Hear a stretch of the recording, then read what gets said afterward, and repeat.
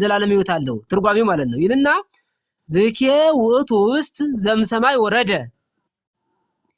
የሚገባ ኬ ብሎ ዝኬ የምትለውን ቃል በግዟ ቋንቋ ማለት ነው አስቀመጠና ከዚያ ሁሉ ቅዱስ ጳውሎስ የብሉይና የሐዲስን ሊቀ ካህናት እያነጻጸረ የሐዲሱ ሊቀ ካህናት እያበላለጠ መጥቶ በከመ ዝኬ ሊቀ ካህናት ይደለወን እንዳለ ይላል። አሁን ቅዱስ ጳውሎስ ይልና ይህን ትርጓሜው ነው ዮሐንስ 6:58 ያለውን ሐሳብ ነው እየነገሩሽ ያለሁት። የብሉይ ሊቀ ካህናትና የሐዲሱ ሊቀ ካህናት እያነጻጸረ መጣና እና የሐዲሱ ኪዳን ሊቀ ካህናት ከብሉይ ሊቀ ካህናት እንደሚበልጥ በማን አነጻጸረው? በዝኬ ዝኬ በሚለው ቋንቋ። አሁን ለምሳሌ በጣም ጥሩ ነው እና በጣም እጅግ መልካም ነው ስንል ልዩነት አለው የቋንቋ አገላለጽ ማለት ነው። እና ክርስቶስ አሁንም የብሉይ ሊቀ ካህናት ከሐዲሱ ሊቀ ካህናት እንደሚያንስ የሐዲሱ ሊቀ ካህናት ከብሉይ ሊቀ ካህናት እንደሚበልጥ እስራኤላውያን ከሰማይ ወርዶላቸው ከተመገቡት መና ወይም ምግብ ስጋው ደግሞ እንደሚበልጥ ከሰማይ የወረደ እንደሆነ ለማስረዳት የተናገረበት ሂደት ነው።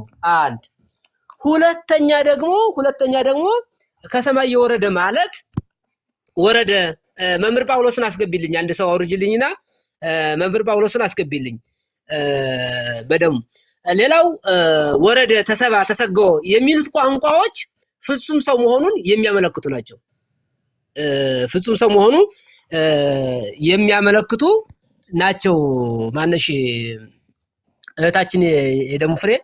ስለዚህ ተሰባ ተሰገው ወረደ ካህን አሁን ጌታ ከሰማየ ሰማያት ወርዶ ከድንግል ማርያም ተወለደ እንላለን። ምሳሌ ጌታ እኮ ነገራችን ላይ ከዚያ ወደዚህ ወረደ ከዚህ ወደዚያ ሄደ አይባልም። በመለኮታዊ ባህሪው ማለት ነው አይደል?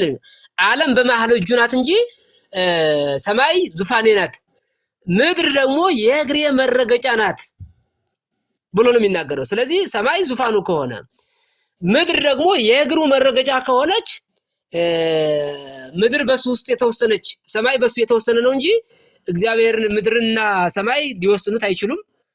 ከቦታ ቦታም አይንቀሳቀስም። ከሰማይ ወረደ ማለት አንደኛ የኛ የምንጠቀምበት ቋንቋ ነው። ሁለተኛ ወረደ ማለት ተዋህደ ነው፣ በቃ ሰው ሆነ የሚለውን ለማመልከት ነው። ስለዚህ ከሰማይ የወረደ መና ይሄ ነው ማለት ከሰማይ አካላዊ ቃል ሰማያዊ አካላዊ ቃል አዎ ምድራዊ ስጋን የተዋሃደ ቢበሉት ዘላለማዊ ሕይወትን የሚያሰጥ ነው ብሎ ያስተማረበት ሐሳብ ነውና ከዚህ ሐሳብ እንድትረጅ አስቤ ነው። መምህር ጳውሎስ ምናልባት ካሉ ከታች ቢዘልቁ የተሻለ ነው፣ አንዳንድ ሐሳቦችን ቢሰጡ እና ጥያቄ ያላቸውን ሰዎች ነው ማስገባት። የደሙ ፍሬ ጥያቄ የሌለ ሰው እንዳታስገቢ እሺ። ሌላ ባጭሩ ያንቺን መልስ በዚህ ከመለስኩኝ ወንድማችን የጠየቀው አንደኛ ያው ተመሳሳይ ሐሳቦች ናቸው። ሁለተኛው ጥያቄ ነው ለየት ያለው ጡትና ኪኩስ የሚለው ሁለቱ ተመሳሳይ ናቸው። ይሄ በጣም አንድ ሰው እኮ ክርስትና ሲነሳ እኮ ራሱ ከተጠመቀ በኋላ እኮ ስጋው ደሙን አይቀበልም። ከተጠመቀ በኋላ ወይም ደግሞ ክርስትና ከተጠመቀ በኋላ ስጋው ደሙን አይቀበልምና ስለዚህ አስቀድመን ቅዳሴ ከመግባታቸው በፊት ስጋው ማለት ጡት ማጥባት ይገባናል። ቅዳሴ ከመግባታቸው በፊት ለህፃናት ለሆኑ ሰዎች ማለት ነው። ቅዳሴ ከመግባታቸው በፊት በጣም ህፃናት የሆኑት ልጆች ጡት ማግባት ይጠበቅብናል። ቅዳሴ ከተገባ በኋላ ግን ጡት ማጥባትም ይሁን ሌላ የተለያዩ ብስኩቶች ይሁን ሌላ የሚበሉ ነገሮች አብልቶ ስጋው ደሙን ማቀበል ተገቢ ነው ብዬ አላስብም፣ አይደለምም። መጽሐፍም አያዝም። የኔ ሐሳብ ብቻ ሳይሆን መጽሐፉም አያዝምና ይህንን በዚህ ብትዝልኝ ምናልባት ከግንዛቤ እጥረት አዎ ልጆች ህፃናት ናቸው ይገባኛል። ግን አስቀድሞ ቅዳሴ ከመግባታቸው በፊት የሚያስፈልጋቸው ነገር ማድረግ ህፃናት ከሆኑ በኋላ ማለት ነው። በጣም ህፃናት ከሆኑ ማለት ነው። ግን ከዓመትና ከዚያ በላይ ከሆኑ ግን ምናልባት የጧት ቅዳሴ ያለ አይደል? እንደዚያ የጧት ቅዳሴ ሲሆን ስጋው ደሙን ማቀበል ይገባል። ደግሞ እንደዚህ ያሉት ህፃናት ደግሞ የሰዓት ቅዳሴ ሲሆን ጾማችሁን ውላችሁ አስውለው ደግሞ ስጋው ደሙን ማቀበል ደግሞ ተገቢ ነው ብዬ አላስብም። ህፃናት ከመሆናቸው የተነሳ እንዳይጎዱ ስለዚህ ቅዳሴ ከመግባታቸው በፊት በጣም ህፃናት የሆኑትን ዓመት ያልሞላቸው ልጆች ካሉ ጡት ማጥባት ይገባል። ቅዳሴ ከተገባ በኋላ ግን አይቻልም ነውና ይህንን በዚህ ብትዝልኝ። ስጋው ደሙን የምንቀበልበት ምን ያህል ጊዜ ነው፣ በምን ያህል ጊዜ ነው መቀበል ያለብን የሚለው ሐሳብ ስመጣ እንግዲህ በየዕለቱ ስጋው ደሙን ብንቀበል እግዚአብሔር ለምን ተቀበላቸው አይለንም። ለምሳሌ አሁን ዓመት እስከ ዓመት የሚቀደስባቸው አጥቢያዎች አሉ። እነዚህ አጥቢያዎች እኮ ዓመት እስከሚቀደስባቸው ስጋው ደሙ ይሰጥባቸዋል። ቅዳሴ ማለት እኮ ሌላ ምንም አይደለም። ስጋው ደሙ እንዲፈተት ወይም ደግሞ ስጋው ደሙ ለሚመናን የሚሰጥበት ነው፣ ለካህናት የሚሰጥበት ነውና ያ ማለት ይሰጣን ማለት ነው። ምናልባት እኛ ላንቀበል እንችላለን፣ እኛ ግንዛቤ ላኖር ይችላል፣ እንደዚህ ላደርግ ይችላል። ግን ደግሞ ዕለት ይሆናል ስላችሁ በዚህ መካከል ትዳር ያለው ሰው አለ፣ እህቶቻችን ወንድሞቻችን በትዳር ውስጥ አለ። ትዳር አንዱ የመንፈስ ቅዱስ ቤት ስለሆነ ማለት ነው። እንደገና ደግሞ ስራ አለ፣ ኑሮ አለ። ሁሉ ጊዜ ስጋው ደሙን አንቀበልም። ሁሉ ጊዜ በየቀኑ ላንቀበል እንችላለን። መቀበሉ ኃጢአት ነው ሳይሆን መቀበል የሚችል ይችላል።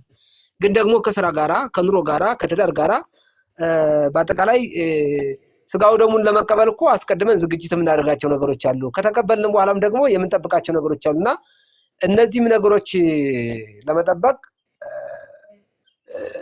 ትንሽ ከኑሯችን ጋራ ትንሽ ስለሚከብድ ስለዚህ መምህረ ንስሐችን እና እኛ በፈለግነው ሰዓት የመቁረብ ብንቆርብ የሚከለክለን ነገር የለም እና ስለዚህ አንድ ሰው በወር ውስጥ 2 ሊሆን ይችላል፣ 1 ሊሆን ይችላል፣ ሊቆርብ ይችላል። በሳምንት ውስጥም ሊቆርብ ይችላል። በአመት ደግሞ ወይ 2 ወይ 3 ሊቆርብ ይችላል። ዋናውም አሁን እዚህ ላይ ማዝ ያለበት አንድ ሰው ያገባ ሊሆን ይችላል፣ ያላገባ ሊሆን ይችላል፣ ሽማግሌ ሊሆን ይችላል፣ ወጣት ሊሆን ይችላል፣ ህፃን ሊሆን ይችላል፣ ሴት ሊሆን ይችላል፣ ወንድ ሊሆን ይችላል። ከስጋው ደሙ የሚከለከለው አንዳች ነገር እንደሌለ ማወቅ ያስፈልጋል። ስጋው ደሙን ለመቀበል መድኃኒቱ ደግሞ ምንድነው ካላችሁ ንስሐ ነው።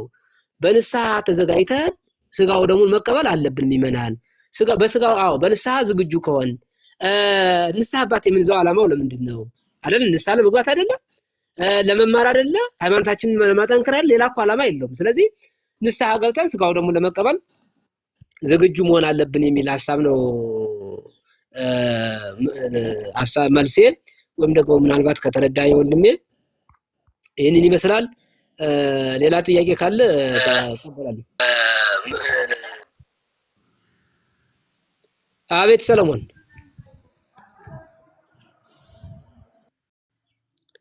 ሰለሞን እየተናገርከውን አይሰማም። ምናልባት ኔትወርክ ነው መሰለኝ።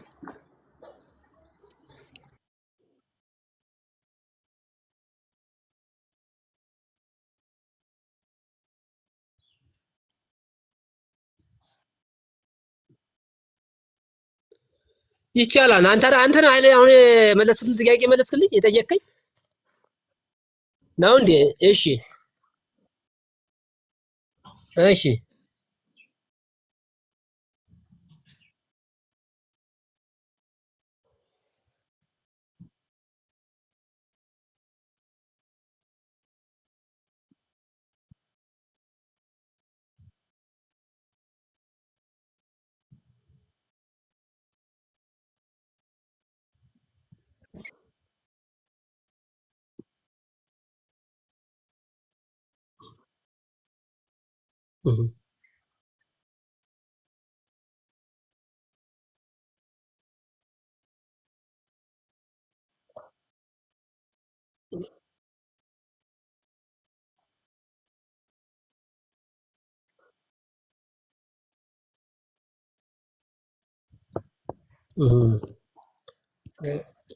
በጣም ጥሩ።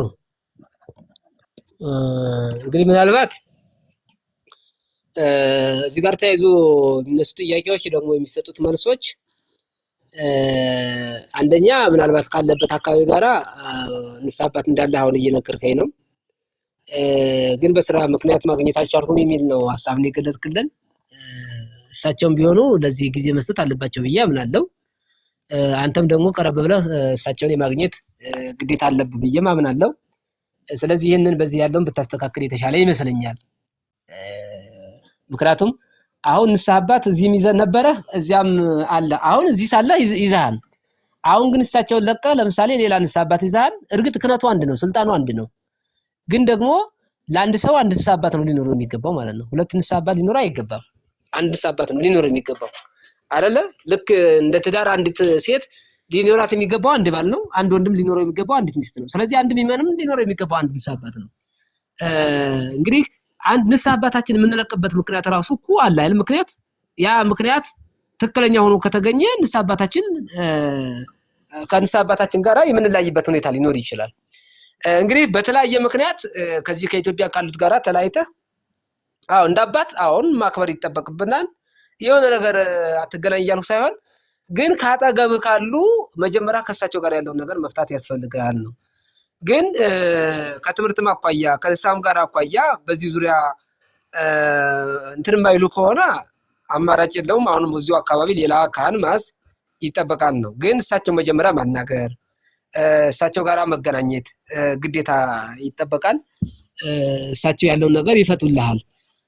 ከስልክ ጋር ተያይዞ አሁን ስልክ የሚሰራው ከስልክ ጋር ተያይዞ ስልክ ይቻላል አይቻልም ተብሎ ሁለቱ አቅጣጫ የሚሰጠው አይቻልም የምንለው ለምሳሌ ካህን ጠገብ አለ፣ ቤተክርስቲያን አጠገብ ነው። ሁሉ የተሟላ ነገር ካለበት ንስሐ መሰጠት ያለበት ፊት ለፊት ነው።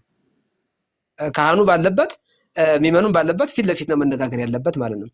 ግን ደግሞ እንደ አረብ ሀገር እንደ ሳውዲ ያሉ ሀገሮች ቤተክርስቲያን የሌለችበት ካህን የሌለበት ደግሞ አይ ንስሐ በስልክ አይሰጥምና ንስሐ መግባት የለባችሁም ተብሎ ደግሞ ምክረ ካህን የሚያገኙትን መብታቸውን ሊነፈግባቸውም አይችልም፣ ሊሆንም አይችልም። ንስሐ መግባት ይችላሉ። ሁሉም ነገር አሁን ቦታ ነው ወሳኙ። አንድ እኮ ከምንወስንባቸው ጊዜ ወሳኝ ነው፣ ቦታ ወሳኝ ነው አይደል እንዴ? ለምሳሌ አሁን አረብ ያሉ ሴቶች ስጋው ደግሞ ወይም እህቶች ስጋው ደግሞ መቀበል አይችሉም። እህቶቻችን ወንድሞቻችን ለምን ከምን አንፃር ከተባለ ከቤተክርስቲያን አንፃር ስጋው ደግሞ ንስሐ ገብቶ አንድ ሰው የስጋው ደግሞ ማነው የንስሐ መደምደሚያው ስጋው ደግሞ ነው። ግን ቦታ ስለሚወስነው ስጋው ደግሞ እስከሚቀበሉ ድረስ ስጋው ደግሞ ስለማያገኙ ወይም ደግሞ በስልክ ስለማይቻል አይ ካህን ምክረ ካህን አያስፈልጋቸውም፣ ንስሐቸው ለካህን መናገር አይቻልም በስልክ ማለት አንችልም። ስለዚህ ለማይመቻቸው ሰዎች ስልክ ይቻላል ነው። ምንም አማራጭ ለሌላቸው ሰዎች፣ አማራጭ ላላቸው ሰዎች ግን ቀርበው ምክረ ካህን ማግኘት አካል በአካል መነጋገሩ የተሻለ ነው የሚል ሐሳብ ነው ያለኝና ይሄንን ይመስላል ነው እንደሚ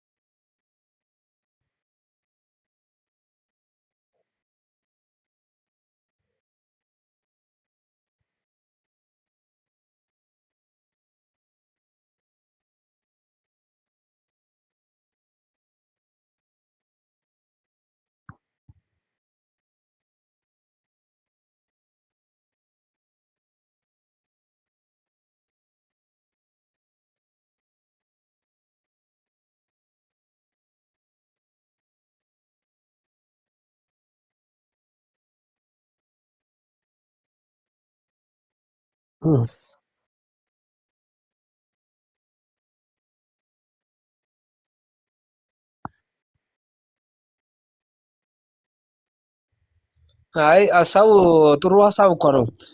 አይ እውነት ነው። አባትየውም አባት የሆነ ሰው አንድ ልጁ ለምሳሌ ጊዜ እንዲሰጠው ከተፈለገ ጊዜ መስጠት ግዴታ ነው። ምክንያቱም ንስሐ ካስፈለገ ንስሐ ሌላም ሊሆን ይችላል። ሲፈለግ ሰው ምናልባት በተለያየ ምክንያት የማይመቸን ብዙ ሊሆን ይችላል። ግን ሁልጊዜ ደግሞ አይመቸንም ማለት ግን አንችልም። ሁልጊዜ ልንል አንችልም። ዛሬ ባይመቸኝ ነገ ልል አልችልም እና ቀን ቀጥረው አሁንም ቢሆን ከተገናኛችሁ መነጋገር አስፈላጊ ነው ብዬ አስባለሁ። ግን ደግሞ ምናልባት እንደምትለው ጭራሽ የማይቻል ከሆነ ደግሞ ግን ያው አማራጭ የለውም ምንም ያልሁት ነገር ነው። አማራጭ ስናጣ ግዴታ ነው መቼም አንድ ሰው ያለ ንስሐ አባት ኑር ሊባል አይችልም፣ አስተምሮም ስላልሆነ ማለት ነው። ስለዚህ ዋናው የንስሐ አባት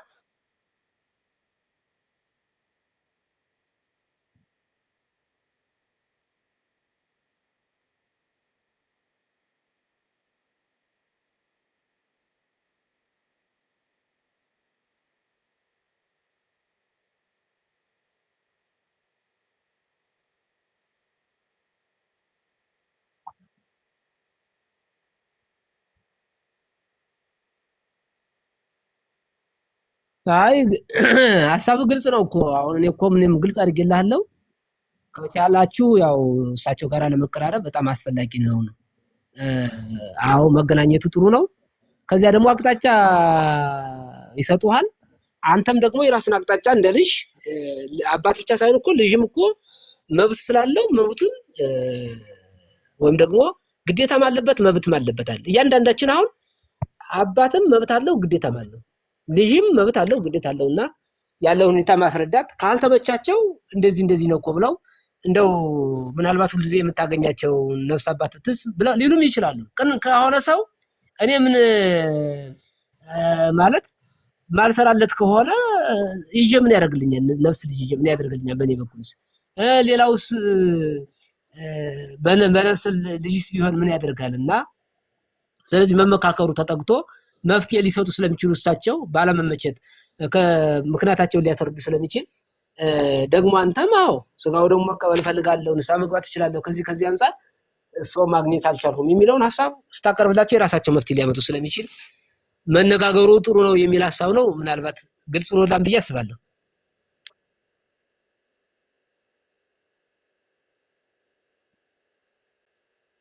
እሺ ታብታብ ብታደርጉ ግን የተሻለ ይመስለኛል። ምናልባት ሰው እየቀነሰ ነውና ታብታብ አድርጉ። ሸር ኮፒ ከታችም ኮፒ ሊንክ ብታደርጉ እስኪ 17.0 ይላልና ከ20 በላይ እናድርገው፣ ከ20 በላይ ከፍ እናድርገው። በዚያ ላይ ደግሞ ጥያቄ እንዴት ነው? ጥያቄ አስገብተሻል እንዴ? አይ ሌላ ቃለ ቤት ያሰማልን ሁኔታ ሌላ የእስልምና መጠየቅ ይቻላል ምናምን ያሉ ናቸው እንጂ ሌላ ስለምን ስለ እስልምና አይ ዛሬ ስጋው ደግሞ በተመለከተ ነው። ስጋው ደግሞ በተመለከተ ምናልባት ርዕስ እንዳይለቅብን ሌላ አቅጣጫ እንዳይሄድ ንስሐን በተመለከተ ስጋው ደግሞ በተመለከተ ከስጋው ደግሞ ጋር በተያያዘ ነው የምንነጋገረውና አሁንም ከታች ቁጥር የሚጽፍ ካለ አስገቢ። ከላይ ያለ አንድ ሰው አውርጅልኝና ቁጥር የሚጽፍ ሰው አስገቢ።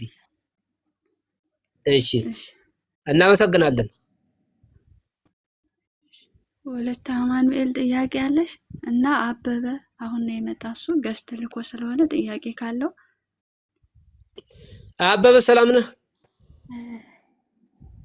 እግዚአብሔር ይመስገን ሰላም ነው አባታችን። ሰላም እንዴት አለ አቤ?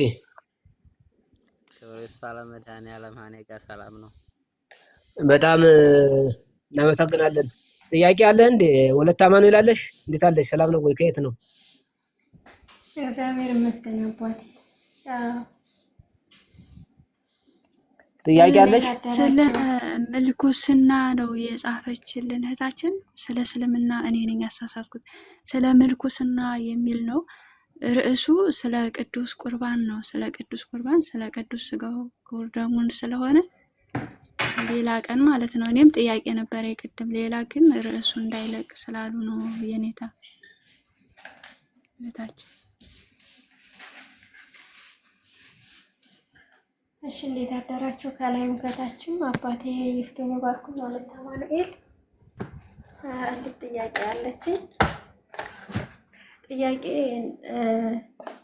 ቅዱስ ቁርባንን በተመለከተ ነውና ይቅርታ በጣም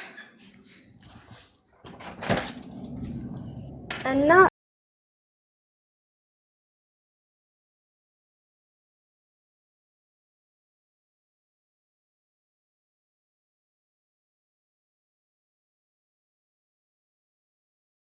የሚደረገውን ነገር የሚሰጧቸውን እንደዛ አሁን በሶሻል ሚዲያ እንደዚህ እግዚአብሔር ይመስገን ከብዙ በጥቂቱ ብዙ ነገር እየተማርን ነው። እግዚአብሔር ይመስገን እንደናንተ አይነት አባቶችን ያብዛልንና የሚሰጧቸውን እንደዚህ ብዙም ላይኖረን ይችላሉ።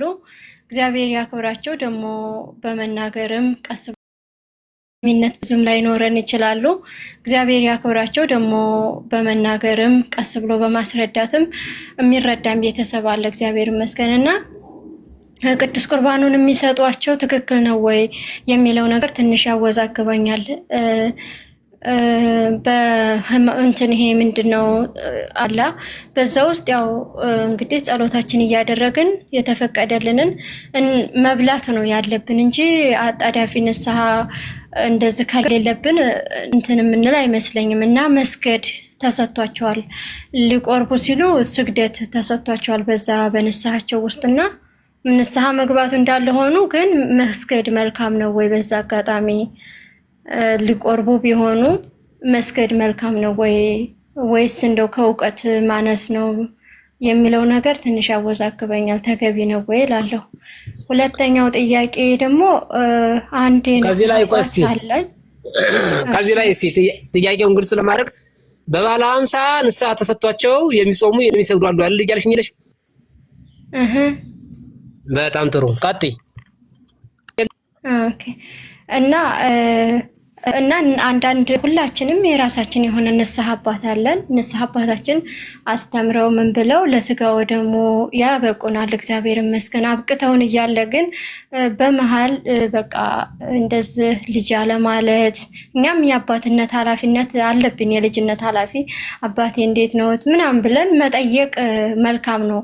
እንደዚህ በቃ አብሮነት እንዲቀጥል መሆን ግን ደግሞ ዞር ብሎ አለማየት ልጅ አለ ማለት በተለይ ደግሞ ጾሞች ሲመጡ እንደዚህ ንጹህ ነሽ ወይ ንጹህ ሆነሽ ነው ወይ ደግሞ የምትቀበዩ እንደዚህን ጾም እንዴት አድርገሽ ነው የምትጾሚው እንዴት አድርጋችሁ ነው ያላችሁ ከጾሙ ጋር የመንፈሳዊ ድክመት እንዴት ነው ውጤቱ ማለት እና ዞር ብሎ እንደዚህ ልጆችን ትሪት ማድረግ ኃላፊነት የለባቸውም ወይ እላለሁና ጥፍት ተካልን በቃ ጥፍት ልጅ ወዴት ነሽ እንኳን አለ ማለት ቅሬታ ያሰኝም ወይ እላለሁ። በእርግጥ ያለው ስራ እንዳለ ሆኖ እንረዳለን። ግን እንደዚህ በቃ እስከ መረሳት ዝም ከተባልን በቃ ዝም የምንልበት እስከ መረሳት የሚሆነው ለምንድን ነው? መንፈሳዊ አባቶቻችን የንስሐ አባቶቻችን እኛ ልጆቻችን ትሪት የማያረጉን ኦር ደግሞ የሆነ የማይከታተሉን ብዬ በዚህ ላይ ትንሽ ይሰማኛል እና ተገቢ ነው ወይ ይሄን እላለሁ። ሶስተኛ ጥያቄ አንድ ሰው ባለማዊ ህይወቱ ኖሮ ወልዶ ከዛ በኋላ ወይ እሷን ቢትላለይ ወይ እሱም ቢላል ወይ እሱም እንደዛ ሊኖር ይችላልና አሁን ለምሳሌ አጎቴ ያለ ከዛ በኋላ እምቢ አለች እሷ አልቆርብም ባለች ጊዜ እሱ ደግሞ ከክርስቶስ አልለይም ብሎ ቆርቦ ግን መቁጠሪያ ማድረግ ይቻላል ወይ? ባለማዊ ውስጥ ኖሮ ከዛ ዓለም በቃኝ ብሎ ወደ ክርስቶስ በተጠጋ ጊዜ በቆረበ ሰዓት መቁጠሪያ ማድረግ ይቻላል ወይ? እኔ እናቴ መቼ ነው የምናረገው መቁጠሪያ እናድርጋ አይደል እንዴ ምናምን ስትለኝ አይደረግም። ዓለማዊ ውስጥ ኖሮ ተመለሽ እንጂ መቁጠሪያ ይሄ የመለኩሴ ብቻ ነው ነው ያልኳት እኔ በራሴ ማለት ነው። እና ይሄም ነገር ተገቢ ነው ወይ እላለሁ። እግዚአብሔር ያክብርልኝ። በጣም ጥሩ። ሌላ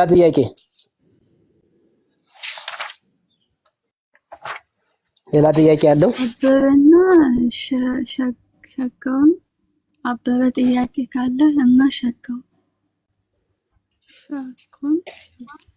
እኔ እንኳን ጥያቄ የለኝም ብዬ ለመከታተል ያህል ነው።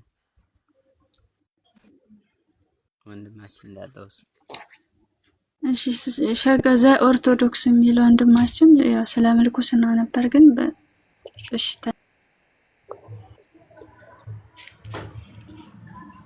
መምህር ዮሐንስ አባታችን እንዴት አሉ? ይፍቱ ይባርኩኝ። እግዚአብሔር ይባርክ። እግዚአብሔር ይፍታ። ማልበል ከየት ነው?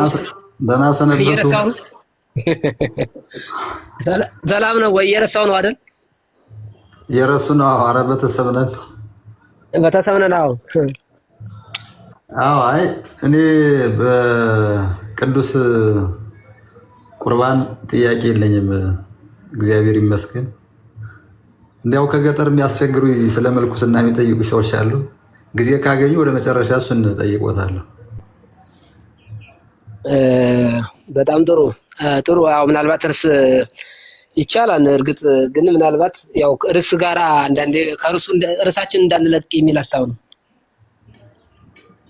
ችግር የለውም። ወደ መጨረሻ ጊዜ ከተገኘ ችግር የለውም። እሺ፣ ሌላ ጥያቄ ካለክ?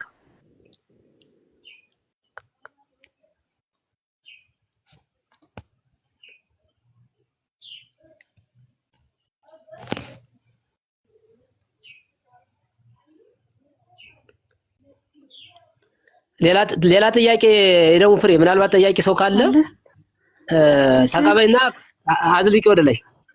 አይ የለም፣ ምንም የጻፈ አንድ ቁጥርም የጻፈ የለም። ጥያቄ ያላችሁ ከስር አንድ ቁጥር ጻፉ። አንድ ቁጥር። እሺ፣ እኔ እዚሁ ላይ ልጨምር አንድ ጥያቄ። ይቻላል። ጥያቄ ያላችሁ መግዲ ጥያቄ ያለሽ?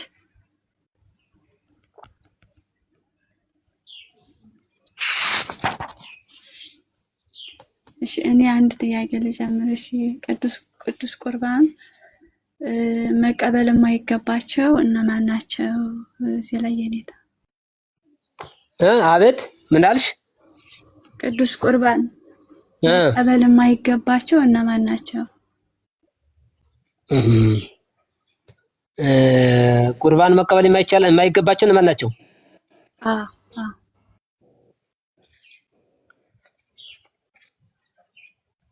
እሺ፣ በጣም ጥሩ።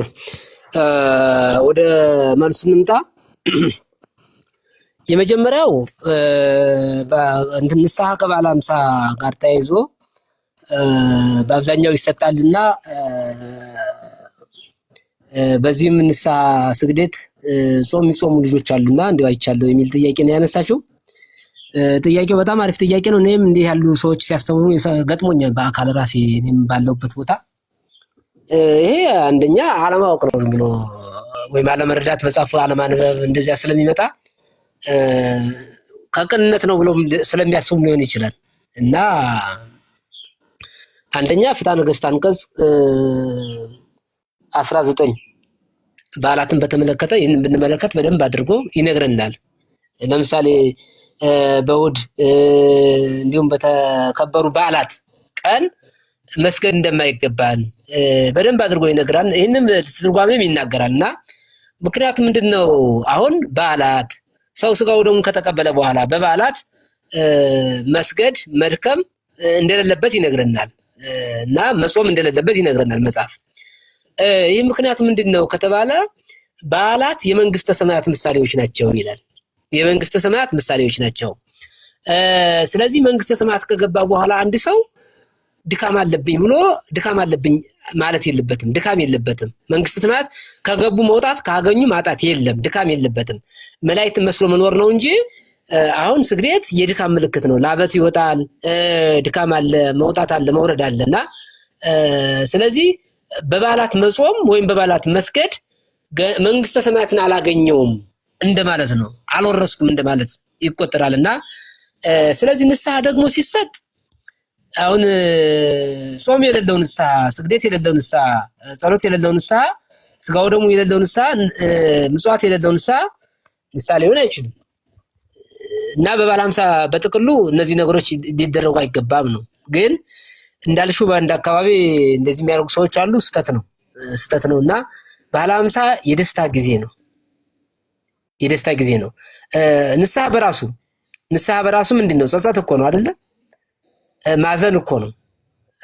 መምህር ድበኩሉን አስገቢልኝ። መምህር ድበኩሉ ከታች አንድ ቁጥር እየጻፉ ነው፣ አስገቢልኝ። እና ምንድነው ንስሐ ራሱ ጸጸት ነው፣ ማዘን ነው አይደለ? ንስሐ ተጸጸተ፣ አዘነ፣ ተከዘ ከሚል ግስ የወጣ ሲሆን ሰው ንስሐ ሲገባ በኃጢአቱ ምክንያት ምን ማለት አለበት? ማዘን አለበት፣ መጸጸት አለበት አይደል እንዴ? ስለዚህ አንድ ሰው በበዓለ ሃምሳ በጌታ ትንሣኤ በዓል ሊደሰት እንጂ ሊያዝን አይገባውም። እንደው ምናልባት ንስሐ እኮ ሌላም ምጽዋት እኮ ይቻላል፣ ስግደት ባይኖር ጾም ባይኖር ሌሎች ሰዎች ስለሚኖሩ ማለት ነው። ይህንን ሐሳብ ያነሳሁት ሆን ብዬ ነውና ንስሐ የቤተክርስቲያናችን መሰረታዊ የምንድንበት ሐሳብ ነው።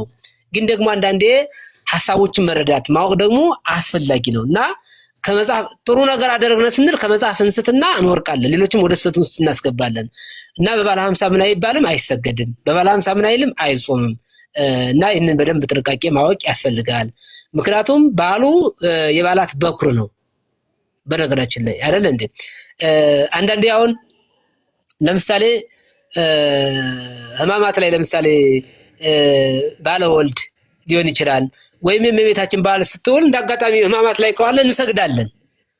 ለምን ነው የምንሰግደው?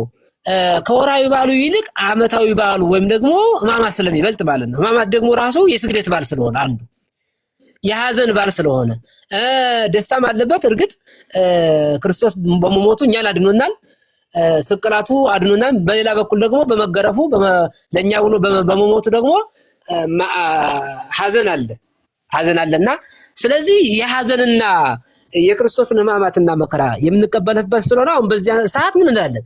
ባለ እግዚአብሔር ቢውል ሚካኤል ቢውል እመቤታችን ብትውል ምን እንላለን ማለት ነው? እንሰግዳለን። ምክንያቱም ወሳኝ ነው። በቃ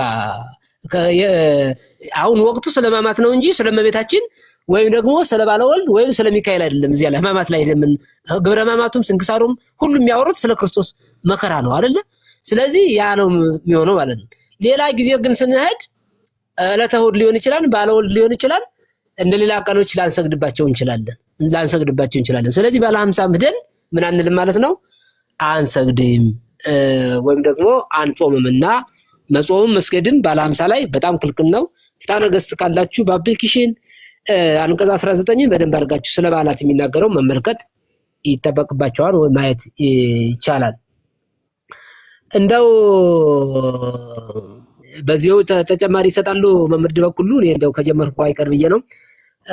አለመገናኘት እንደውም ምናልባት እስኪ ከመነኮሳት ጋር ባለው በተያያዘ መምህር በኩሉ ይሰውበትና ይመልሳሉ።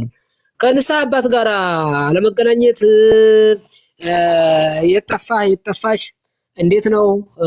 እንዴት እየጾምህ ነው? እንዴት እየኖርህ ነው? ህይወትህ፣ ትዳርህ በጣም ያስፈልጋል። እውነት ያስፈልጋል።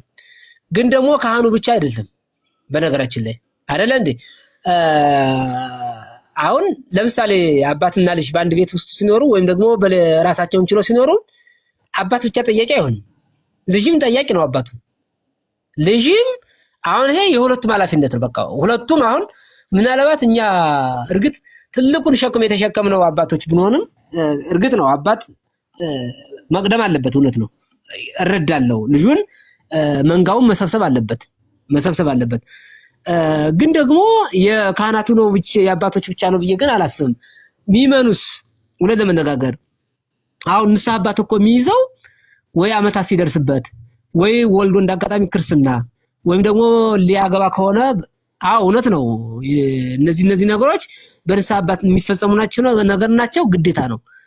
ግን ከዚያ በተረፈ ንስሐ አባት የምንይዘው ለዚህ ብቻ ነው ወይ? ቅድም እኮ የንስሐ አባት ዋናው ዓላማው ንስሐ አባት ለማስተማር አስተምሮ ንስሐ ማስገባት ስጋው ደግሞ እንዲቀበል ማድረግ ነው አይደል? ዋናው ዓላማው። ስለዚህ በዚህ ዙሪያም ይሁን በሌላም ከአባቶቻችን ጋራ ከነፍስ አባቶቻችን ጋራ ግንኙነታችን እንዴት ያለ ነው? እውነት ነው። ሰው እኮ በነገራችን ላይ ማናውቀውም ሰውን እኮ ዝም ብለን እምንታቸውም በአብዛኛው ባለመቀራረብ ባለመተዋወቅ ነው። ሰውን ቀረብ ብለን ካወነው ግን እርግጠኛ ነኝ የመቀራረብና ሰውን ትክክለኛ ማናጅመንት ማድረግ እንችላለን። እና ስለዚህ አባቶችም ልጆቻቸውን የመጠየቅ ኃላፊነት አለባቸው። በቃ የት ደረስክ? የት ነህ? እንደውም ከተቻለ እውነት ለመነጋገር በየወሩ እየሰበሰቡ ማስተማር በየወር አንድ ቀን ሲሆን በወር 2 ቀን 3 ቀን በተቀር በወር 1 ቀን ንስሐ አባት ልጆቹን 3 ሊሆኑ ይችላሉ፣ 4 ሊሆኑ ይችላሉ፣ 100ም ሊሆኑ ይችላሉ።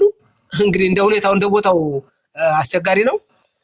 ግን ነፍስ ልጆቹን በወር እየሰበሰበ ማስተማር አለበት። ማስተማር ሲባል ሰው ሁሉ እኮ ማለት ዘዴ እኮ ነው። ዋናው ዕውቀት ነው አይደል የሚያስፈልገው። እዚህ ላይ ዕውቀት ማለት አካሄድ ማለት ነው። ምናልባት ሌሎች ማለት መምህራንን ጋብዞ ማስተማር የሚችሉትን ሰዎች ጋብዞ ነፍስ ልጆችን ማስተማር አለበት፣ ኃላፊነት አለበት ነው። ነፍስ ልጆችም ደግሞ አባቶቻቸውን ምን ማለት አለባቸው? መጠየቅ አለባቸው።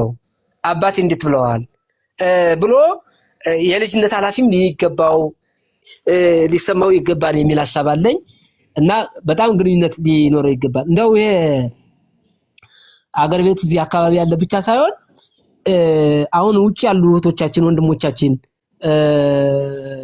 በርቀት ነፍስ አባት የያዙ ልጆቻቸው ሰብሰብ ብሎ እንደ በቲክቶክ ራሱን የቻለ ነፍስ ልጅ ትምህርት ምን ሊሆን ይገባል?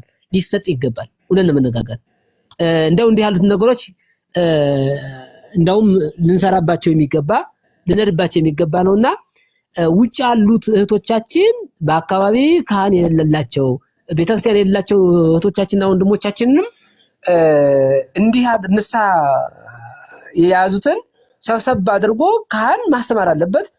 ልንነጋገርበት የሚገባ ነው። ጥሩ ሐሳብ ያነሳሽው ይሄ መቀጠል ያለበት ነው። እስኪ እንደው መምህር በኩሉን ስናገርም ስለቆየው ብዙ ጊዜ ስለቆየው እኔም እንዳይደክመኝ ሌላም ደግሞ ሐሳብ የተሻለ ሐሳብም እንዲመጣ መምህር እስኪ መቁጠሪያ መያዝ ያለበት ማን ነው? አንድ ሁለተኛ ደግሞ ቁርባን የማይገባቸው ሰዎች እነማን ናቸው የሚል ጥያቄዎች ተነስተዋልና እስኪ ይህንን በተመለከተ የተወሰነ ይበሉን። እኔም ደክሞኝ ነኝ። መነሻውን አልሰማሁም። ያው አንደኛው መቁጠሪያ ከመነኮሳት ውጭ መያዝ ይቻላል ወይ? ሁለተኛው ደግሞ ቁርባን የማይገባቸው ሰዎች ምን አይነት ሰዎች ናቸው?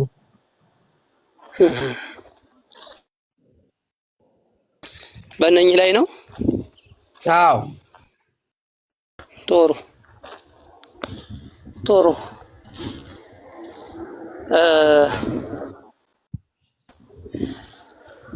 ኮፕሊንጉን ከፍ አድርጉታ ትንሽ እስኪ አንድ ጊዜ ትንሽ ጨምራችሁ አይመስለኝም?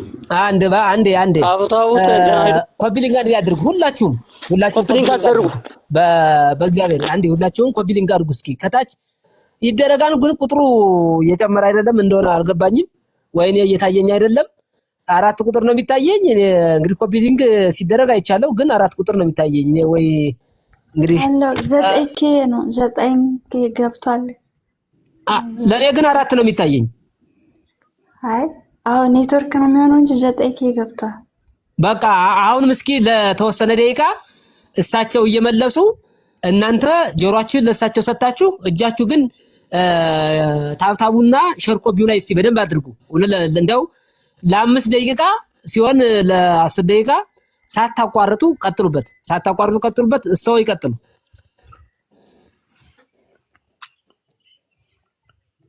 አመሰግናለሁ። እንዴት አረፈዳችሁ ወንድሞቻችን? ደህና ናችሁ? ሰላም ናችሁ? እግዚአብሔር ይመስገን። መምህር እንኳን ደህና ቆያችሁ። ያው እኔ ጥሩ ነው፣ እንዲያውም እቆያለሁ ብዙ ሰዓት የኔታ ጋር እየተጋገዝን ትንሽ እናገለግላለን። እና ጥያቄ ባጭር የኔታ ጥሩ መልስ መልሰዋል። መቁጠሪያ ለማን ነው የሚገባው? ስጋው ደግሞ መቀበል የማይችሉት እነማን ናቸው የሚል ይመስለኛል አሁን የተነሳውና ስጋው ደግሞ በሱ ላይ ጀምርና ጌታችን ኢየሱስ ክርስቶስ ራሱ ሲያስተምር ርዕሱም ስለ ቅዱስ ቁርባኑ ስለ ስጋው ደግሞ ይመስለኛል የተጻፈው።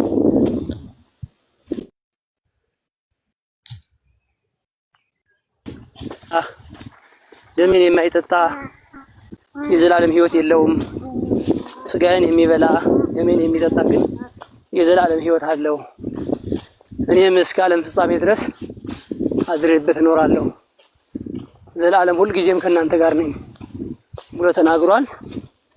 ስለዚህም አማኞች ክርስቲያኖች ስጋውን እንበላለን፣ ደሙን እንጠጣለን። ያም ትኩስ ስጋ ትኩስ ደም ከኃጢአት የሚያነጻ በደልን የሚደመስስ ከእግዚአብሔር ጋር አንድ የሚያደርግ በንጽህና እንድንኖር የሚያደርግ ዓለምን የምናሸንፍበት ትልቁ ይህ ነውና መቀበል የሚችሉትን ጥቂት ብለን ንስሐ የገባ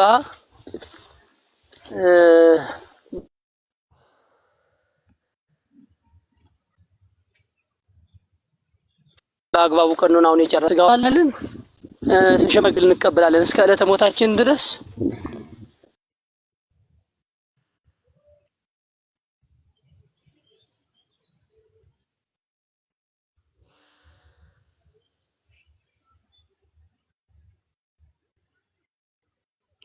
ትንሽ ኔትወርክ ነው የሚቆራረጥ ወይስ የሰው ልጅ ንስሐ ገብቶ ኔትወርክ ይሆናል?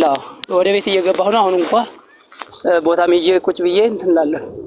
እየሄድኩም ስለሆነ ይመስለኛል። እየተሰማ አይደለም? አሁን ይሰማል። ትንሽ ደቂቃ ናት። እየገባሁ ነው። ቁጭ ብዬ እንትን እላለሁኝ እና እህት ወንድሞቻችን ስጋውን ደሙን የሰጠን እርሱ መድኃኒዓለም ክርስቶስ ነው። ይህም ከበደል ከኃጢአት የሚያነጻ ከእርሱ ጋር አንድ ሆነን እንድንኖር የእርሱ አካል መሆናችንን የምናሳውቅበት እሱን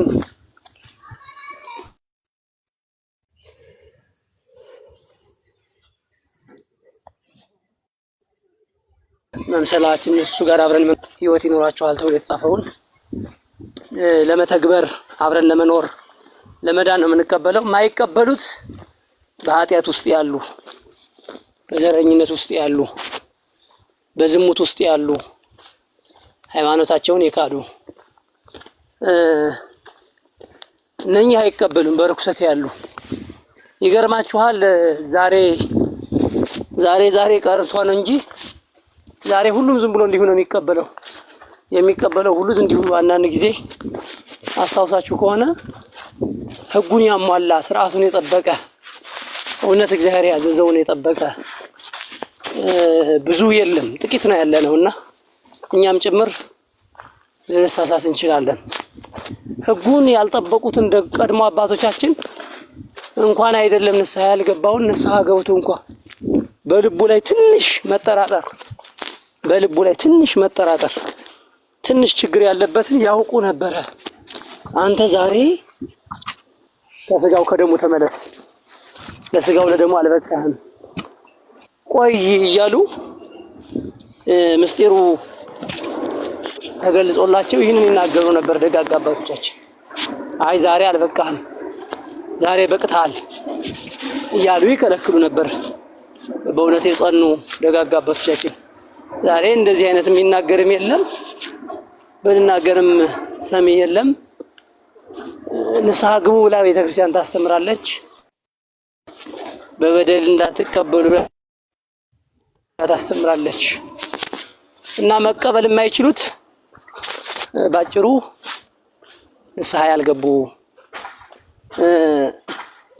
ሌላ እምነት ውስጥ ያሉ፣ በሌላ ችግር ውስጥ የገቡ የተያዙ እነኚህ መቀበል አይችሉም።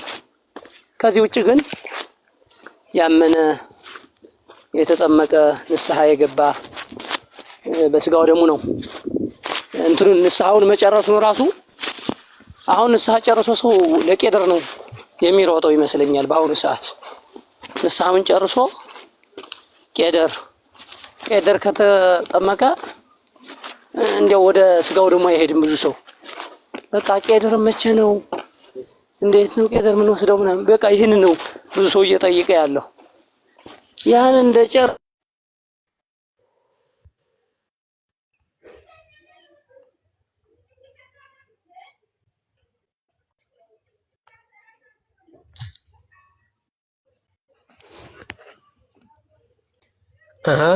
ኔትወርክ ነው ወይስ አሉ መምህር?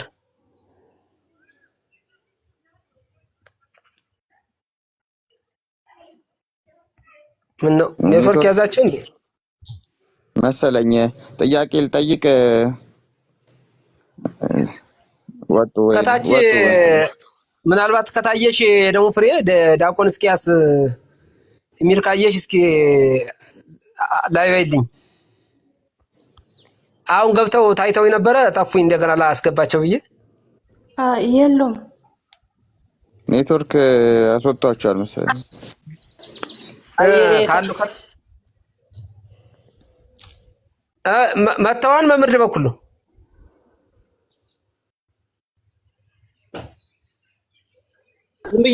መምርድ መተዋን። እስኪ ኔትወርክ ነው ያዝሁት። እስኪ አሁን ገባሁ። ቤት ነኝ። በቃ አሁን የኔትወርክ ችግር የለም ማለት ይቻላል። ቤት ገባሁ። ይቀጥሉ በቃ።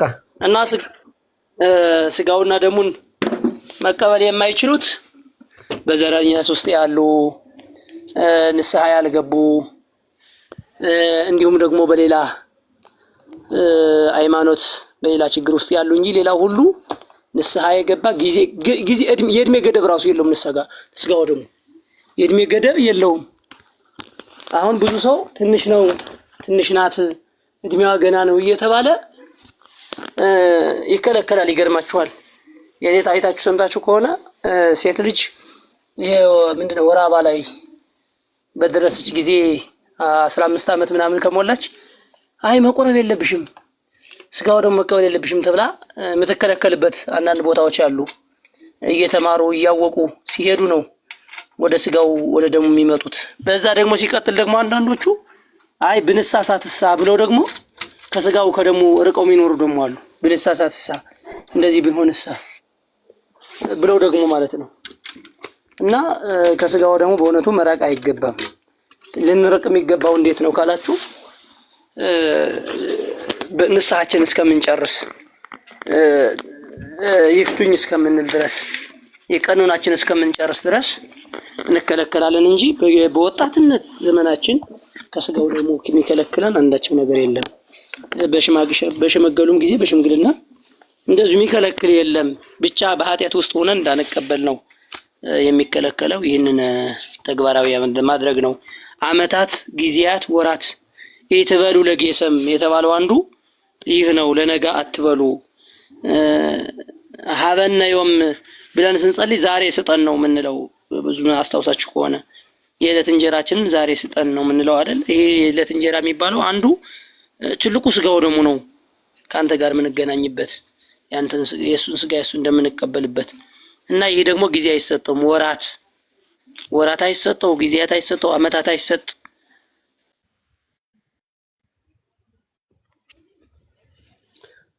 እሺ በጣም ኔትወርክ እያስቸገረ ወንድሞቻችን ማሰሪያውን መጠበቅ አለብን።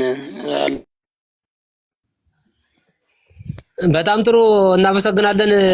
መምህር በኩሉ ትንሽ ኔትወርክ እያስቸገረ በጥጦናል። እሺ ከመቁጠሪያ ጋር ተያይዞ ያለውን መልሰውታል አይደል? እኔ ምናልባት እኔ አልሰማሁም። መቁጠሪያ እንግዲህ አላልኩም። መቁጠሪያ ጋር ዙሪያው እኛ የምናውቀው ያስተማሩን አባቶቻችን መምህሮቻችን ያስተማሩን ዛሬም እኛ የምናስተምረው መነኮሳት ናቸው። እንግዲህ ጻድቃንን ስናይ ስለ መነኮሳትን ስናይ አቡነ ገብረ መንፈስ ቅዱስ እና አቡነ ተክለ ሃይማኖት እና አቡነ አቢብ አቡነ የተባለ ስም ያላቸው ሰዎች ናቸው። ጻድቃን ናቸው እንግዲህ መቁጠሪያ ያደረጉት የምናያቸው እና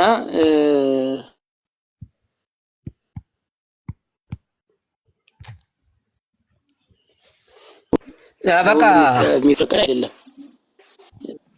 ሁሉም የሚፈቀድ አይደለም። እሺ እናመሰግናለን በጣም ከምንም በላይ ኔትወርኩ ትንሽ እየተቆራረጠ አስቸግሯል።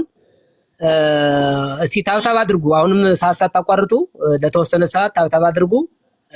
ሼር ኮፒ ሊንኩንም ከፍ አድርጉት። አሁንም እኔ እየታየኝ አይደለምና ከፍ አድርጉት። እሺ ጥያቄ የሌላችሁ ሰዎች ከላይ ያላችሁ ምናልባት በፈቃደኝነት ብትወርዱ፣ ጠያቂ አካል መምጣት አለበት።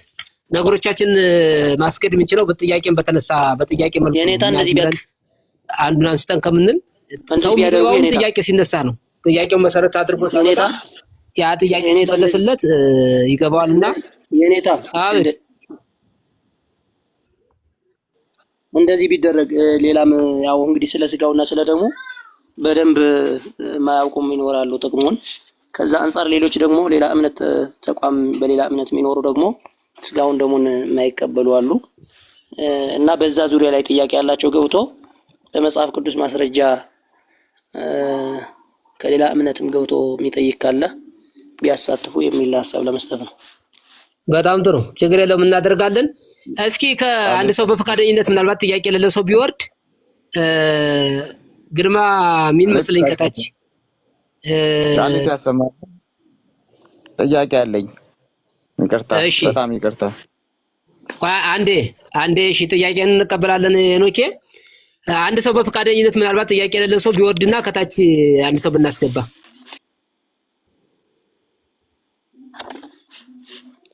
ጥያቄ የሌላችሁ እህቶች በራሳችሁ ፍቃድ እታችሁ ነውና በራሳችሁ ፍቃድ ወረዱና ጥያቄ የሌላችሁ ዘሪቱ ጥያቄ አለሽ? ወለታ ማኑኤል ጥያቄ አለሽ? መግዲ ጥያቄ አለሽ? ጥያቄ የሌላችሁ እኔ ጥያቄ አለኝ። ክህነት ያላችሁ አባቶች ካላችሁ ይፍቱኝ ባርኩኝ። ጥያቄ አለኝ ወይ ጠይቄ ልውረድ? ታችሁኝ ልስማ። እሺ ቆይ አንዴ። እሺ አስገቢ፣ ከታች ጥያቄ የጻፈውን ሰው አስገቢ አንዴ። እሺ አንድ ሰው አስወርጅና ጥያቄ የለውም ስለማይቆጡ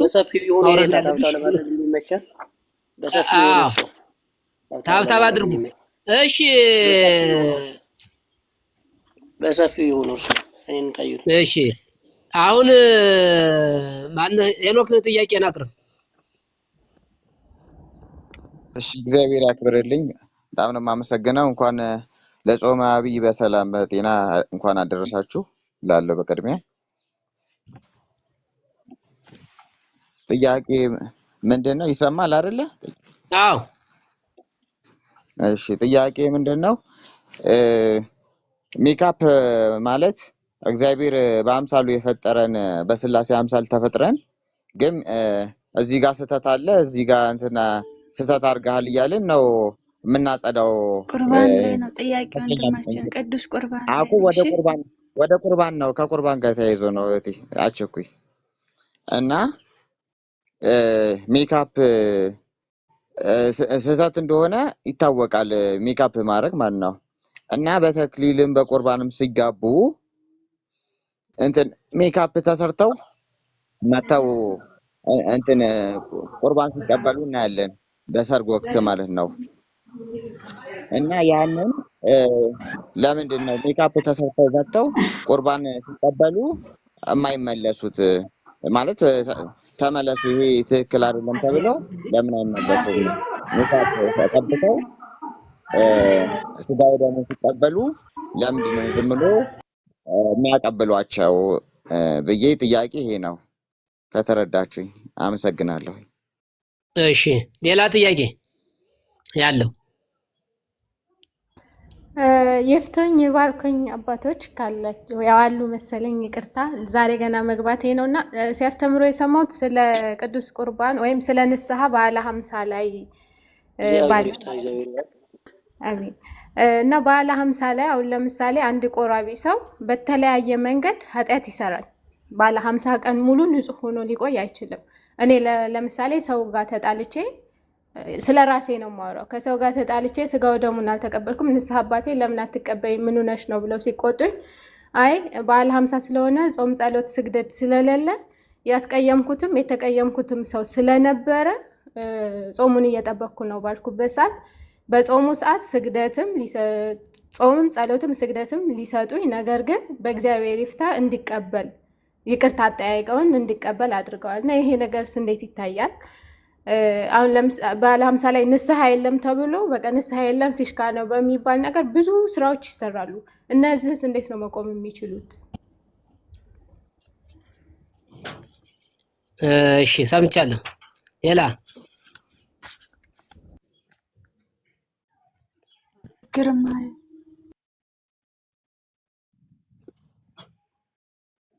እሺ ጥያቄ ነው። እግዚአብሔር ባርክ፣ እግዚአብሔር ይፍታ ብያለሁ።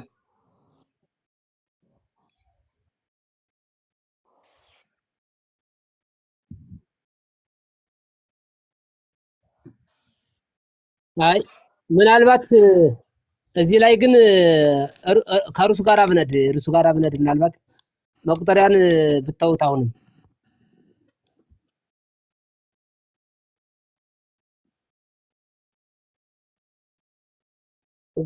ገባኝ እኮ አሁን እኮ ገባኝ። አሁን እኮ ይኸውልህ ጥምቀትን በተመለከተም ይሁን ሌላም እኮ በጣም ብዙ ነገሮች አሉ መሰረታዊ ሀሳብ። ግን አሁን እየተነጋገርን ያለ ነው ቁርባንና ንስሐን በተመለከተ ስጋው ደግሞ እንዴት መቀበል አለብን፣ ስጋው ደግሞ ዓላማው ጥቅሙ ምንድነው የሚለው ነው እንጂ አሁን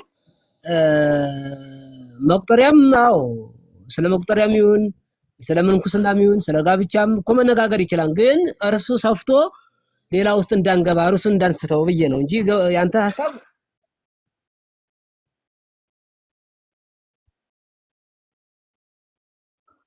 የትኛው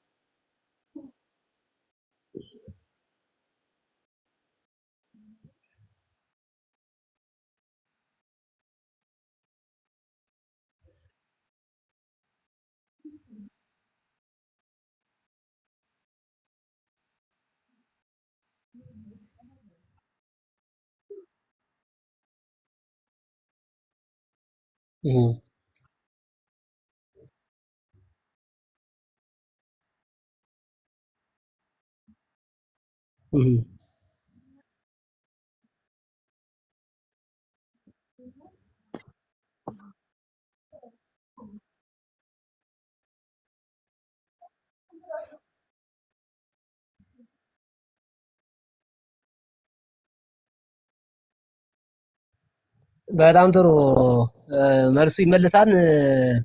ሌላ ጥያቄ ያለ ሰው አለ?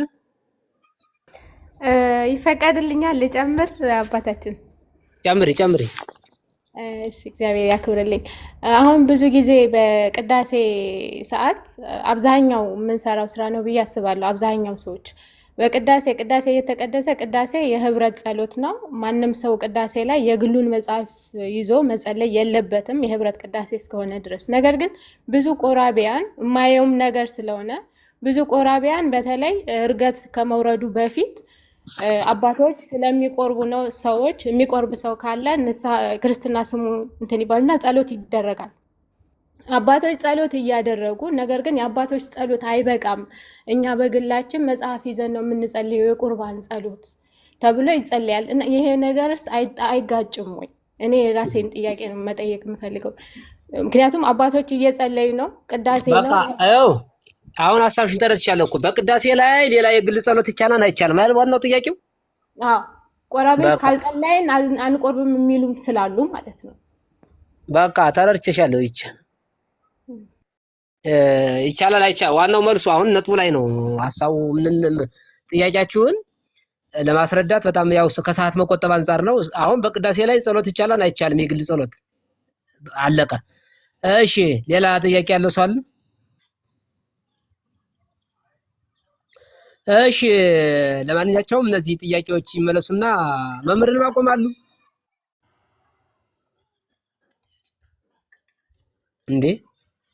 እንዴት ወጡ? መምህርን ማቆም? ኧረ አስገቢያቸው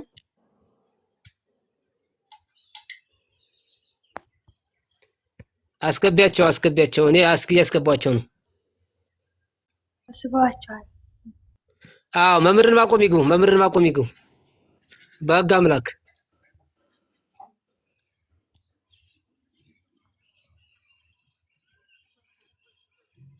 አንድ ሰው አሁንም ሌላ ሰው ነው እየገባ ያለው። ክፍት ቦታ አለ ይታየኛል አለ። አዎ መምህርን ማቆም ከታች ይግቡ። አሁን የእሷ ነው መልሱ።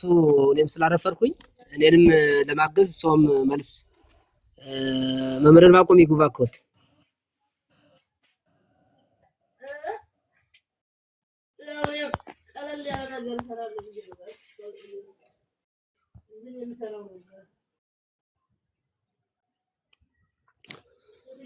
እሺ ለማንኛቸውም መምህር ዕንባቆም እስከሚመጡ መምህር በኩል ወረድ እንዴ? አዎ ቀይ እያበራባቸው ነበር። ኮፒ ሊንክ አድርጉ እስቲ እህቶች፣ ይቅርታ አስቸግራቸው። ኮፒ ሊንክ በጣም ኮፒ ሊንክ ሲደረግ አያስወርዳቸውም። እያስቸገረ ነው። በጣም የሚገርም ነው። በጣም ምን ማድረግ ነው የሚሻለው አሁን? እስኪ ለተወሰነ ደቂቃ እስኪ አንዴ እስኪ ጥያቄው እስከሚመለስ ድረስ ማለት ከመመለሱ በፊት ለ5 ደቂቃ እስኪ ሁላችሁም ሸር ኮፒ አድርጉ። አንዴ ታብታብም አድርጉት። ለዚያ ነው ያወረዳቸው እንጂ መምህር ዕንባቆም አይወርዱም፣ መምህር በኩሉም አይወርዱም ነበር። አስገቢያቸው እና መምህር በኩሉን አስገቢያቸው። ክፍት ቦታ እንትን በይ። እሺ ስቢያቸዋለሁ። መምህር በኩሉን የሉም። መምህር ዕንባቆም እሳቸው የሉም።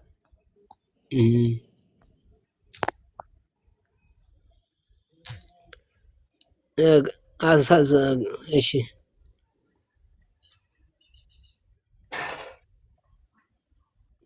እሺ ለ5 ደቂቃ አሁን ከ4 ሰዓት ከሩብ ነው። በ3 ደቂቃ በቃ ከ17 ነው። 3 ደቂቃዋን ተጠቀሙባት። አንዴ ሸር ኮፒ አድርጉባት። ሁላችሁም ታብታም አድርጉ።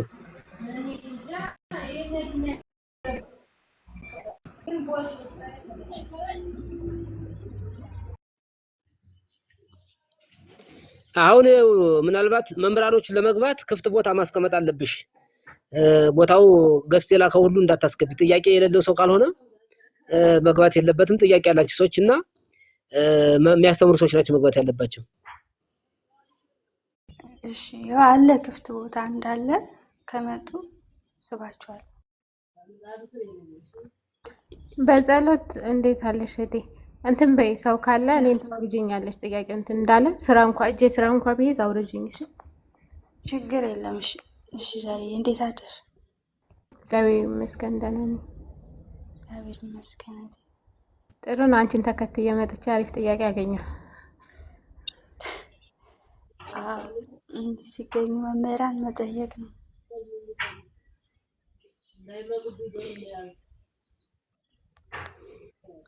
ኮፒ ሊንክ እና ሼር አድርጉ ማለት እኔ ብቻ አሁን ባደርግ ትርጉም የለውም። ከብዛት ነው ጥሩና አንዴ ቆም ብላችሁ 3 ደቂቃ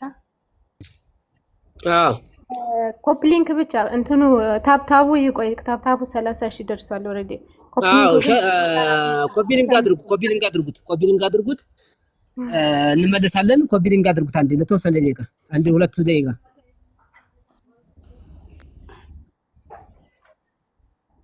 ጥያቄ የሌላቸው አትላኩ። እሺ ለመምህራን ቦታው መቀመጥ ስላለበት ጥያቄ ከሌላችሁ እዛ ሆናችሁ አድምጡ። እሺ እህቶቼ ወይ ኩን ደህና ነሽ ዛዬ?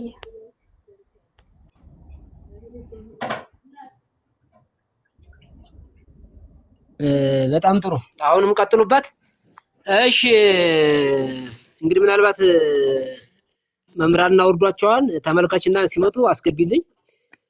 3 ጥያቄዎች ናቸው። ጠቅላላ አድርጌ ሳያቸው 3 ጥያቄዎች ናቸው። አንደኛው ሜካፕ ተሰርተው ስጋው ደግሞ መቀበል የሚል ነው። ሌላው ደግሞ ባለ 50 በተመለከተ ነው። ሌላው የግል ጸሎት በቅዳሴ መካከል ይቻላል ወይስ አይቻልም የሚል ነው። ያው ጥያቄዎች 3 ናቸው። ያው ተመሳሳይ ሐሳቦችን ወደ አንድ ጠቅልያቸው ነው። እንግዲህ ሜካፕ፣ የተለያዩ የጥፍር ቀለሞች፣ በጣም ብዙ ነገሮች እኛ የማናውቃቸው በስም ነገሮች እህቶቻችን የምትጠቀሟቸው ነገሮች አሉና አንዳንዴ እንደው በዚህ ዓለም ላይ ከተመለከት ነው እንደው ከስጋው ደግሞ ከሌላውም ጋራ እንተውና እግዚአብሔር ከፈጠረልን መልክ የበለጠ ምን ሌላ መልክ አለ ነው ዋናው ጥያቄው፣ መልሱ ማለት ነው። ምን መልክ አለ? አንድ ሰው ላይ በተሰጠው ፀጉር ላይ ሌላ ፀጉር ጨምሮ፣ በተሰጠው ጥፍር ላይ ሌላ ጥፍር ጨምሮ፣ በተሰጠው ከንፈር ላይ ሌላ ያልሆነ ከንፈር ጨምሮ እውነት ይህ ሰው ደም ግባት ነው የሚያመጣው ወይስ? እኔ አሁን በተለይ አሁን እንደው አይታችሁ ከሆነ ልጆች ሲዳሩ የሜካፕ የሚቀቡት ነገር በጣም እንደው የሚያስተልባቸው ካልሆነ በስተቀር እኔ ያሳምራቸዋል ብዬ አልገምትም። እውነት ለመነጋገር እንደው ተፈጥሮ መልክ እንደው ያን እኮ ሲቀቡ የነበሩ በቃ የሚለምዱ ልጆች እኮ አንድ ቀን ያን ነገር ሲተውት እውነቴን ነው ሰው መሆናቸውን ነው የሚያስረሳቸውና እነዚህ ነገሮች እንኳን ወደ ቤተ እግዚአብሔር እንኳን ስጋው ደግሞ ለመቀበል እግዚአብሔርን ፈርተን ተንቀጥቅጠን እንኳን ውስጣዊ ልቦናችን መርምሮ የሚያውቁ እግዚአብሔርን ስጋና ደም ለመቀበል ቀርቶ በውጭ በቤታችን ባለሙ ስንኖር ለምን ያለንን ጽድት አድርገን ለብሰን በተፈጥሮ የተሰጠንን ጸጉራችን ተሰርተን አበጥረን ሰውነታችን ንጹህ አድርገን የምንችለው ለምን አናደርግም ነው? ያ እኮ ነው እውነት ነው። እንደው የሚያምርብን ያለ ነው ብዬ የምገምተው ማለት ነው። በተለይ በእህቶቻችን ላይ ሊሆን የሚገባው ይሄ ነው እንጂ አንድ ሰው የሌላ አካልን ጨምሮ በመሰራቱ ወይም በመልበሱ ወይም ደግሞ በመቀባቱ እኔ መልክ ይጨምራል ብዬ አላስብም። ሊሆንም አይችልም ከማየው አንፃር ከምንመለከተው አንፃር እና ስጋው ደግሞ ስንቀበል የራሳችን የሆነው እግዚአብሔር የሚያውቀን የራሳችን በሆነ ነገር ነው እንጂ በሌላ ነገር አይደለም። የራሳችንን እግዚአብሔር ንጹህ ልቦናን ነው የሚመረምረው የሚመለከተውና ስለዚህ የማይመከር ነገር ነው ሊሆን የማይገባው እንኳን በውስጥ ቀርቶ በሌላም ቢሆን ልናደርገው አይገባም። የራሳችንን አካል የራሳችን እግዚአብሔር የሰጠንን በተሰጠን ነገር ነው ልንኮራ የሚገባው አይደለም እንዴ? ቅዱስ ጳውሎስ ይላል እኮ አይደል እንዴ? አዎ ሴቶች ውበታቸው ጸጉራቸው እንደሆነ መሰራት እንዳለባቸው ለወንድ ደግሞ ጸጉር ማሳደግ አግባብ አይደለም ተብሎ በመጽሐፍ ተጽፏል። በየትኛው ማቅጣጫ ማለት ነው። ወንድ ልጅ ጸጉሩን አሳድጎ እንደ ሴት ተሰርቶ ሊያምርበት አይችልም። ስርዓተ ቤተክርስቲያንም አይደለም እንዴ? በጣም በወንዶቹም እንመለከታለን። አሁን ብዙ ሰዎች ጸጉራቸውን ተሰርተው ሴት መስለው እንደው ወጣቱ ብቻ ወይም ደግሞ ባለሙ ላይ ያለው ብቻም ሳይሆን በገዳማት እንኳን ሳናይል አንዳንዱ መነኮሳት ስናያቸው ጸጉራቸውን አስረዝመው ትክክል አይደለም። ስርዓተ ቤተክርስቲያን አይደለም እንዴ? አሁን እንዲህ ያለ ሰው በቃ ስርዓተ ቤተክርስቲያን ለማስተማርም ይሞክራል አይደል እንዴ? ወይም ደግሞ ለመንገር ይፈልጋል። ግን ወንድ ልጅ ጸጉሩን ማሳደግ በቤተክርስቲያን ክልክል ነው። በቃ አይቻልም። በየትኛው አቅጣጫ ይሁን ማለት ነው። ሴት ልጅ ደግሞ ጸጉሯ ውበቷ ነው ተብሎ በመጽሐፍ ተጽፏል። ይህ ነው የራሷ ጸጉር ውበቷ ነው። የሌላ ጸጉር ግን ውበቷ ሊሆን አይችልም። የራሷ አካሏ ውበት ነው። ወንድም እንደዚያው የሌላ አካል አምጥቶ ግን መልበስ ወይም ደግሞ በጸጉር ላይ ጸጉር መጨመር፣ በከንፈር ላይ ሌላ ቀለም ፊትን መለቅለቅ እንኳን በስጋው አቤት እንኳን በስጋው ደግሞ ፊት ቀርቶ እንደው ባለሙ ከሰው ጋራም ስንገናኝ ይሄ በጣም አግባብ አይደለም ማለት እንደው እህቶቻችን ሊያምርባችሁ የሚገባው ቀሚሱን ለብሳችሁ ራሳ ጸጉራችሁን ተሰርታችሁ እንደዚያ ነው እንጂ የሌላ የአካላችሁ ያልሆነውን ምንጭራቸውን ሌላ አስመስለው የሚቀቡ እህቶች ወንድሞች ማለት እህቶች በጣም ተገቢ አይደለምና እንደው ቢስተካከል እንዲያለው ነገር ወደፊትም ቢሆን ልንናገር የሚገባው ልናስተምረው የሚገባ ነው እንጂ እንደው አምርባችሁ ነው ሊባል የሚገባው። እንዲያለ ነገር ሲያደርጉ አይ ጥሩ ነው ያምርባችሁ ደስ ይላል ምናምን ከማለት ይልቅ አምርባችሁ ነው ሊባል የሚገባውና እንዲያሉ ነገሮች በጣም ሊስተካከሉ የሚገቡ ናቸው። ተገቢ አይደሉም ነው በቃ መልሱ። ተገቢ አይደሉም። ምንም ለዚህ ብዙ ማብራሪያ አያስፈልገውም። ሌላው ከባለ 50 ጋራ ተያይዞ ምናልባት የተጠየቀ ጥያቄ አለ። እንደውም የግል ጸሎት ይቻላል አይቻልም የሚል ጥያቄ አለ። በምድር በኩልም ይጨምሩበታል። እንግዲህ ሰው ጋር ተጣልቶ ይቅር መባባል ግዴታ ነው። ይሄማ ምን ችግር አለው? ንስሐ የምንገባበት ግን ለምሳሌ በጣም ብዙ ነገር አለ አይደለ? ኃጢአት የተለየ ኃጢአት አለ አይደለ? ለዚያ ለንስሐ ለምንገባበት ጾም የሚያስፈልገው፣ ስግደት የሚያስፈልገው፣ ምጽዋት የሚያስፈልገው በጣም ብዙ ነገር የሚያስፈልጉት ነገር አለ አይደል እንዴ? በዚህ መካከል አሁን አንድ ሰው ዝም ብሎ ይቅር ባለው በጣም ይሄ እንደ ያሉ ነገሮች ሊቻሉ ይችላሉ አይደል እንዴ? ግን አንድ ሰው ለምሳሌ ነፍስ የገደለ ሰው ቢኖር አይ ዝም ብሎ ችግር የለውም 100 ብር ስጥና ንስሐ ይሰራል። ይሄ በጣም ቀልድ ነው። በነገራችን ላይ ቀልድ ነው ሊሆን የሚችለው። ወይም ደግሞ እውነት ነው እግዚአብሔር በቸርነቱ ነው ይቅር የሚለን የሚምረን በቸርነቱ ነው። ግን ደግሞ አንዳንዴ 1 ሚሊዮን ብር ሰርቆ 100 ብር ስጥ ማለት አግባቡ ነው ብዬ ስለማላምን እንዲህ ያለው ሰው ትልቅ ቀኖና ያስፈልገዋል ማለት ነው። ስግደት ያስፈልገዋል፣ አው ምጽዋት ያስፈልገዋል፣ ጾምም ያስፈልገዋል እና ስለዚህ በባለ 50 በጥቅሉ ጾምን ስግደትን በተመለከተ አይቻልም ነው። በቃ አይቻልም። ቀኑም እኮ የኔ ያህል ረዝም ቀን አይደለም አይደል? 50 ቀን ነው አይደለ? አዎ ቅዱስ ጳውሎስ ይላል ማታችሁን በፀሐይ ሳይገባ አውርዱ ወይም አቁሩ ይላል። አዎ ከወንድሞቻችሁ ጋር ታረቁ ይላል። በባለ 50 ከወንድም ጋር መታረቅ አይከለክለንም። አዎ ምጽዋት መስጠት አይከለክለንም። ግን ከንስሐ ጋር ስንመጣ ግን ከጾምና ከስግድ ንስሐ ደግሞ በአብዛኛው መጸጸትም ስለሆነ ማዘንም ስለሆነ አንድ ሰው እኮ ንስሐ መግባት ማለት ዝም ብሎ ንስሐ መግባት አይደለም። ንስሐ ሲገባ ስለ ኃጢአቱ መጸጸት አለበት ነው ጥያቄው ማለት ነው። አሁን ስግደቱን ጾሙን እንተውና ንስሐ ራሱ ምንድነው ከተባለ መጸጸት ነው። ባለ 50 ደግሞ የማን ምሳሌ ነው ስንል የመንግስተ ሰማያት ምሳሌ። በመንግስተ ሰማያት ሰው ገብቶ ደግሞ ማዘን የለበትም መተከዝ የለበትም ከሚለው ጋር ትርጉም ስለሚያያይዝ እንጂ እንዲጠቃቀኑ ነገሮች ደግሞ ይከለክላል ማለት አይደለም። ግን ከንስሐ ጋር ስናያይዘው ንስሐ ስግደት አለበት፣ ጾም አለበት። በዚያ ላይ ንስሐ ምንድነው መጸጸት ነው እና ከዚያ ጋር ተያይዞ ነው በአብዛኛው ንስሐ በባለ 50 አይሰጥም የሚባለው። ምናልባት ግልጽ ለማድረግ አሁንም ይሄ ነውና ይሄንን ብትዙልኝ። የመጨረሻ ከግል ጸሎት ጋር ተያይዞ ቅዳሴ እንግዲህ የጸሎት አይነቶች በጣም ብዙ አሉ። ዋናው ጸሎት ደግሞ ምንድነው ከተባለ ቅዳሴ ነው። የጸሎት ሁሉ ቁንጮ ከጸሎት መካከል አንዱ የማይበር ጸሎት ነው። ከማይበር ጸሎት ደግሞ ዋናውና ማነው ከተባለ ቅዳሴ ነው። ከቅዳሴ የበለጠ ጸሎት የለም እና በማይበር ጸሎት የማይበር ጸሎት ነው እንጂ የግል ጸሎት የለም፣ ሊኖርም አይችልም። ይሄ አሁን አባቶች፣ እናቶች፣ እህቶች የሚያደርጉት ከምንድነው ወይም ደግሞ አንዳንድ ካህናት የምናደርገው ከቅንነት ሐሳብ አለማወቅ አለመረዳት ነው እንጂ ከክፋት እንዳልሆነ ይገባኛል። ግን ዝሮ ይቻላል አይቻልም ወደሚለው ስመጣ አይቻልም ነው። በቅንነትም ይሁን ባለማወቅም ይሁን በማወቅም ይሁን አይቻልም። ምክንያቱም አንደኛ የማይበር ጸሎት ነው። ከግል ጸሎት የማይበር ጸሎት ይበልጣል። አንድ ሁለተኛ ደግሞ የግል ጸሎት የሚያደርግ ሰው ከዚያ መካከል አሁን ከካህኑ ጸሎት ይልቅ የኔ ጸሎት ይበልጣል እንደማለት ነው። የሥጋው ደሙን የሚለውጠው ጸሎት እየተደረገ ሌላ በነገራችን ላይ በቅዳሴ መካከል እኮ የካህን ድርሻ አለው፣ የዲያቆን ድርሻ አለ፣ የሚመናን ድርሻ አለ አይደል እንዴ? ካህን ሰላም ለኩልክሙ የሚል ከሆነ የሚመኑ እኮ ነው ምስለ መንፈስ ከሚለው የሚመን እኮ ነው። ይበል ህዝብ ነው የሚለው አይደል? ይበል ካህን የሚል አለ፣ ይበል ዲያቆን የሚል አለ፣ ይበል ህዝብ የሚል አለ። ይበል ዲያቆን ይበል ካህን ሲል ካህኑ የሚለው ነው አይደል? የካህኑ ብቻ ነው ማለት ነው። ይህ ቀኖና ነው። ይዲ ሲል ደግሞ ተንሱ የሚለው የቅዳሴ ዜማ ወይም የቅዳሴ ጸሎት የሚባለው በማን ነው? በዲያቆኑና በዲያቆኑ ብቻ ነው ማለት ነው።